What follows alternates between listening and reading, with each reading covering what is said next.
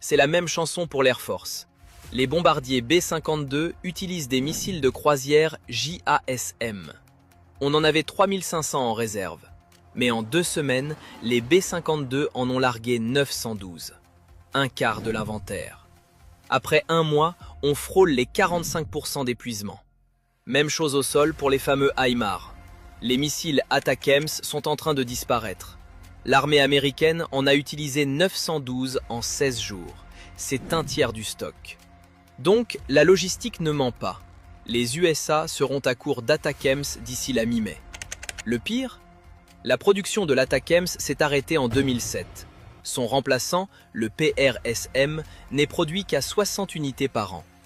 En 2 semaines, les forces US ont consommé 15 ans de production. 15 ans. Mais personne ne semble s'en soucier au sommet de l'État. En conclusion, le blitzkrieg américain a échoué. Les planificateurs militaires s'attendaient à une campagne courte. Ils pensaient que la supériorité technologique suffirait à plier le match. Mais ils se sont trompés lourdement. Les stocks de dizaines de systèmes de missiles sont désormais à l'agonie. Donc, Washington se retrouve dans une impasse historique. L'Iran, de son côté, peut produire plus de 100 missiles offensifs par mois. Il dispose d'un inventaire de dizaines de milliers de drones longue distance. Et cela, c'est sans compter sur l'aide potentielle de la Russie. Le taux de production iranien dépasse désormais la capacité de fabrication américaine pour les systèmes critiques. Mais le plus tragique est ailleurs. Cet épuisement massif des munitions de haute précision sacrifie directement la position américaine dans l'Indo-Pacifique. Chaque missile tiré contre l'Iran est un missile qui ne sera pas là pour défendre Taïwan. L'amiral James Kilby avait pourtant prévenu dès avril 2025. Il affirmait que la base industrielle devait être totalement révisée pour tenir une guerre prolongée. Mais rien n'a été fait. Il est désormais trop tard. L'expert Brandon Weichert l'écrit noir sur blanc. L'Iran produit des missiles plus vite que les Américains ne fabriquent des intercepteurs.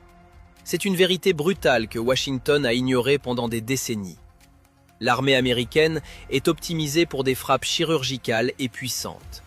Mais elle est incapable de tenir une guerre industrielle contre un adversaire déterminé.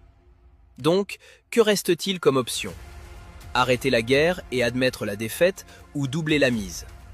On connaît Donald Trump, il ne recule jamais. Le 25 mars, l'agence Reuters annonçait que le Pentagone allait booster ses fournitures de guerre.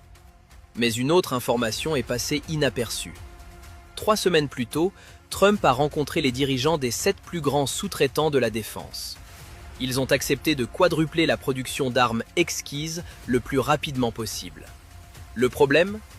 Les munitions, l'Amérique en a besoin maintenant, pas dans un an. Mais voici le détail qui va faire exploser les commentaires. L'expansion de la production a commencé 3 mois avant cette réunion.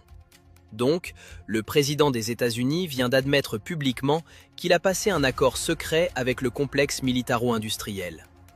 Un deal pour quadrupler la production d'armes avant même que la guerre contre l'Iran n'éclate. Étrange coïncidence, n'est-ce pas? Pour l'instant, l'armée américaine doit s'adapter pour survivre. Elle doit compenser la perte de ses missiles high-tech par des systèmes low-cost, comme ces drones intercepteurs Sting développés par l'Ukraine, ou en transformant de vieilles bombes classiques, comme les GBU-31, en missiles de fortune. C'est une régression technologique forcée, mais c'est le prix à payer pour avoir épuisé son arsenal en 1 mois. Une chose est sûre, il est facile de commencer une guerre, mais personne ne sait comment ni quand celle-ci se terminera. L'Amérique a-t-elle déjà perdu sa suprématie mondiale sans même s'en rendre compte?